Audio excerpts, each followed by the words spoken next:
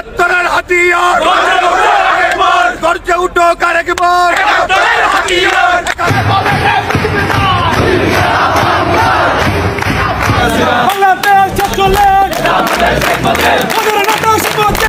বিজয়ের এই মাসে ঢাকার রাজপথের সর্বোচ্চ দখলের চেষ্টা চালিয়ে যাচ্ছে আওয়ামী লীগ দলের নেতাকর্মীরা। তবে ইতিমধ্যে আওয়ামী লীগ দলের নেতাকর্মীদের জন্য আইনি কোন বাধা নেই মিছিল সমাবেশ চালিয়ে যেতে। সকল নেতাকর্মী ঢাকার রাজপথসহ দেশের বিভিন্ন জেলায় আবারও সক্রিয়ভাবে অবস্থান নিচ্ছে।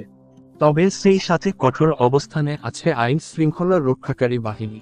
সেই সাথে দেশে খুন গুম রাহাজারি সহ নেতাকর্মীদের উপর যে ধরনের মামলাসহ পুলিশের উপর যে অত্যাচার চলছে তার দায়ভার অবশ্যই অন্তর্বর্তীকালীন সরকারকে নিতে হবে।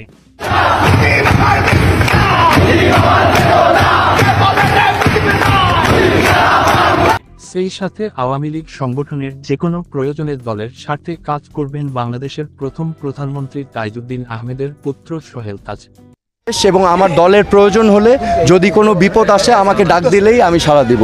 এবং আমি রাজপথে ছিলাম 2001 সালে যখন 4 দলীয়। তবে ইতিমধ্যে অন্যান্য রাজনৈতিক দলগুলো ক্ষিপ্ততা প্রকাশ করেছে অন্তর্বর্তীকালীন সরকার এবং সমন্বয়কদের উপর।